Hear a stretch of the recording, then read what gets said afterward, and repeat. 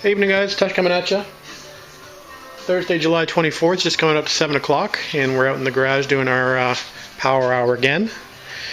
And what we're going to do tonight is we're going to actually try to fit an aftermarket horn on this car, since we've switched to a steering rack conversion on this car.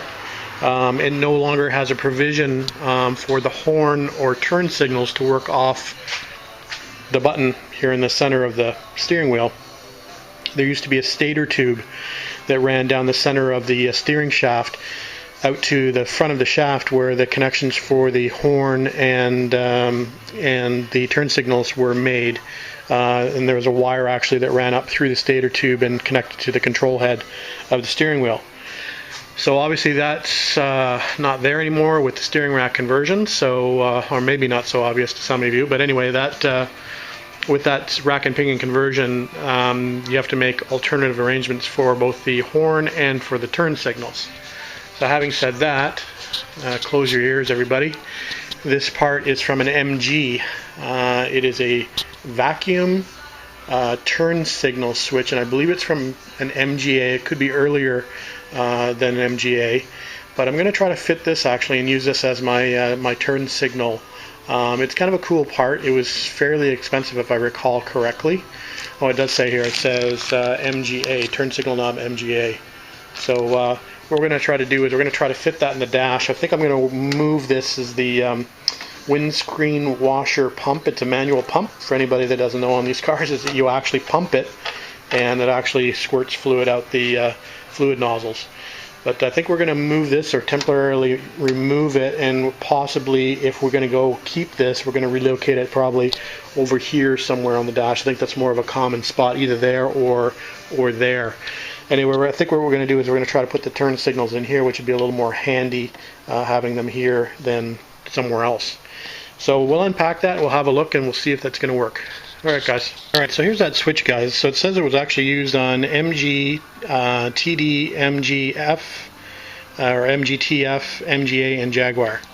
So here's the switch, and it's a pneumatic turn signal switch. Apparently it's got a bleed valve, an air bleed valve in there. So it's basically got a way you can actually set the bleed off of the air, and it's a self-canceling switch. That's the good thing about this thing. So you can adjust the air valve to control the rate of which the air bleeds back, and then it determines how long the turn signal will stay on before they cancel. So usually I think it stays on for about between 15 and 20 seconds, but it can be adjusted to go off quicker or to stay on longer. So it's kind of an interesting switch. Anyway, it comes with a little knob for the front of it. This is a little bracket if you want to actually mount it underneath the dash.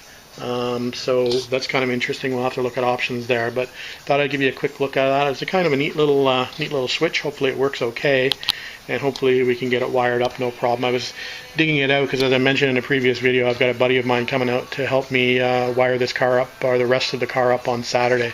So I wanted to get all the sort of electrical components in place at least, so we can hook some wiring up to them. That's it for now guys. We'll come back later.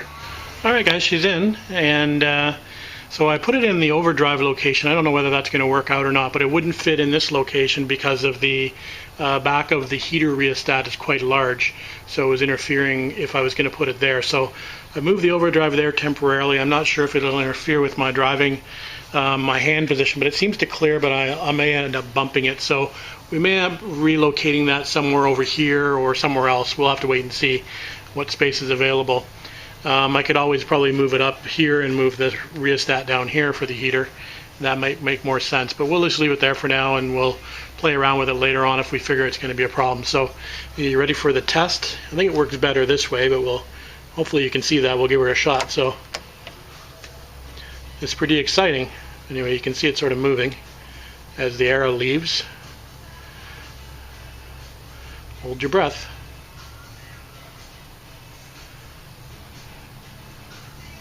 Like a jack-in-the-box. Almost there. Almost.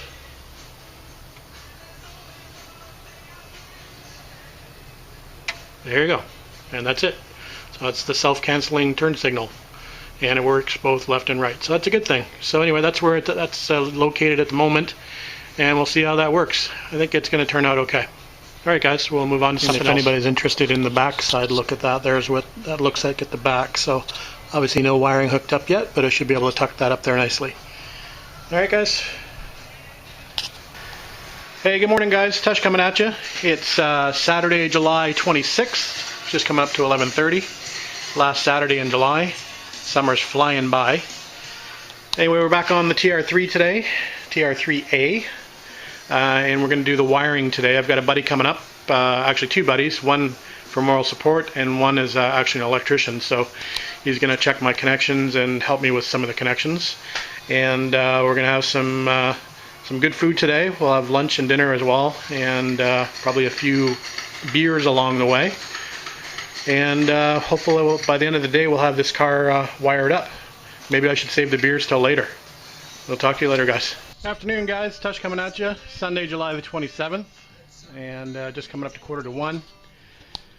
Had a full day yesterday of wiring the car up, and had some good meals in between. So thanks to my buddy Scott and John, who helped out.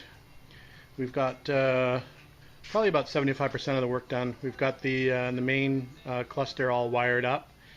We've got the tail lights all wired up. Gas tank senders all wired up. Pretty much front of the car we've got the harnesses wired up to the horns, to the headlights, to the front marker lights. So that's all ready to go. Coil, we've got the starter solenoid, the fuse box, the voltage regulator, the turn signal, flasher. So we're in pretty good shape. We've got to do a few more things. We've got to do the overdrive wiring, which will be a little bit interesting because it's got a TR6 transmission in this TR3.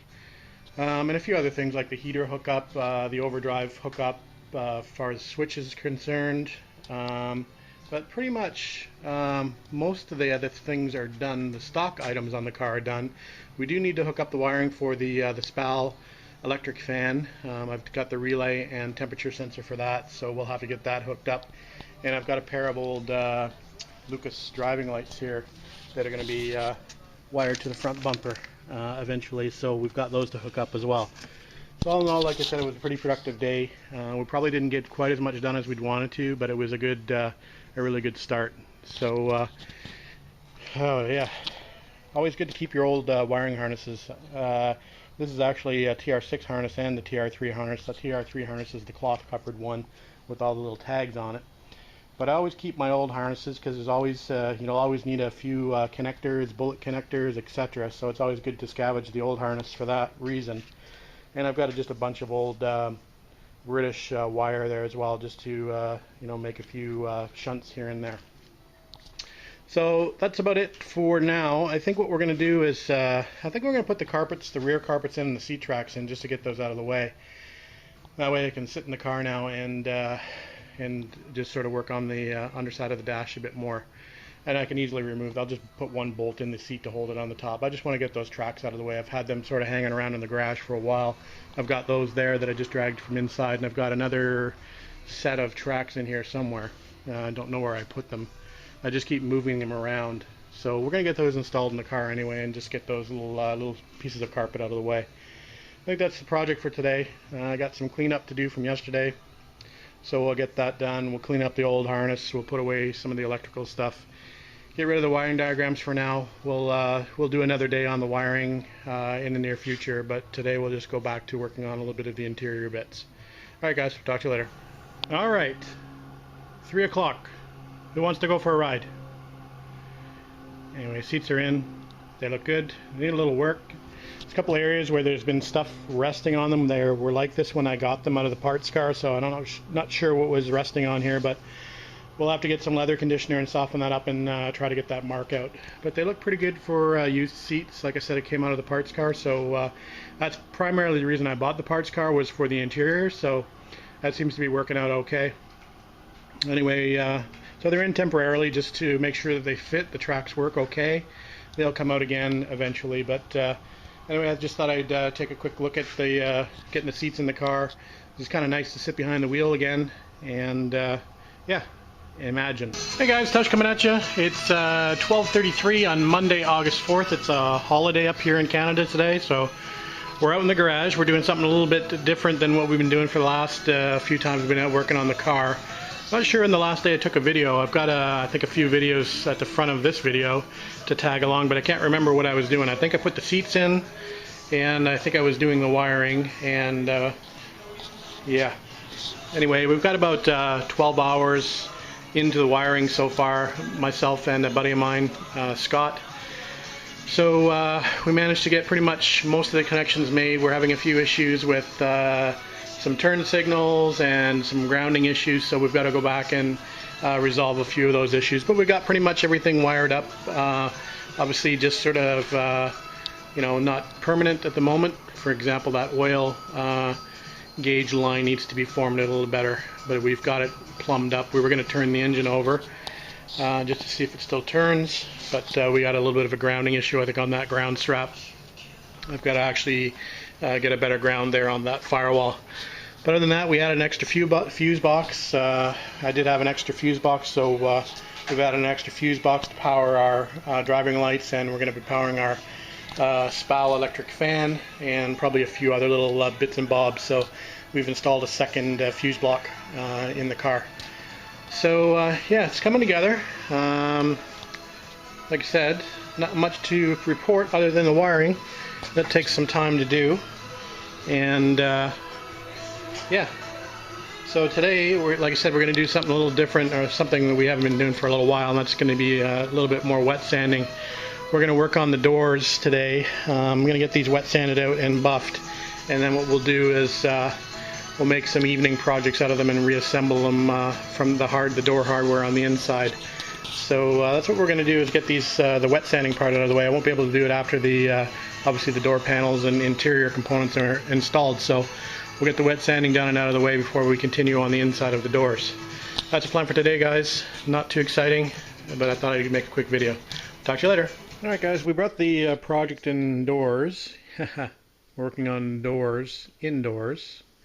Anyway, this is the door from the parts car. And you can see it's in pretty bad shape. It's pretty twisted.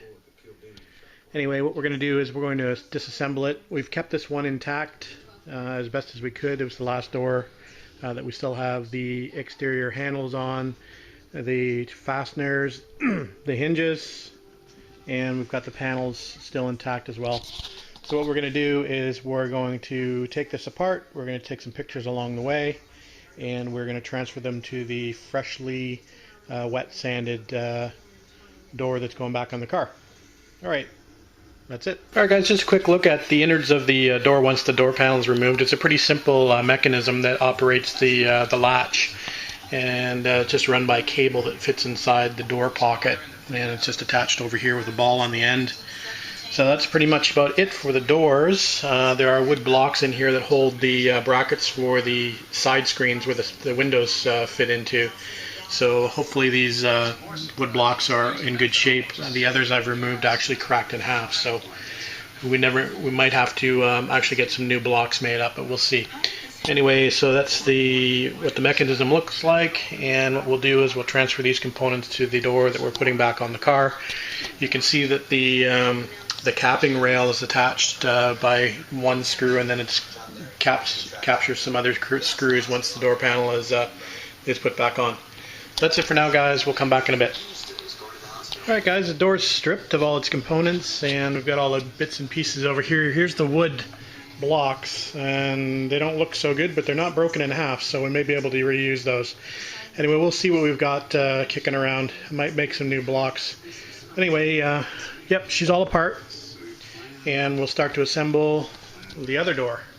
Alright guys, talk to you later. Guys, just a quick update. We've got all the hardware, interior door hardware, transferred to the good door, and we lined it with fat mats, so that should make things a little quieter. It definitely helps in the doors. I know on the TR6 it helps tremendously. It doesn't make the doors sound so tinny when you slam them. So anyway, we decided to do the TR3 doors with them as well. So it's looking good. The wood blocks are so-so. We'll see if they work okay to hold the side curtain mounting points. So I'm going to put the door panel on now, and we'll see if the holes line up as far as the panels are concerned. Got my helper over here helping me out with the fat mat roller. Seems to be kind of fascinated with that. It's mica, by the way. Anyway, we'll come back to it once the panel's on. Okay guys, not sure how good the light's going to be in here, but anyway, the door is now done, and we've got the capping on, we've got the handle on, which doesn't look too bad, and we've got the inside of the door done. Just give me a second. Try to spin this around.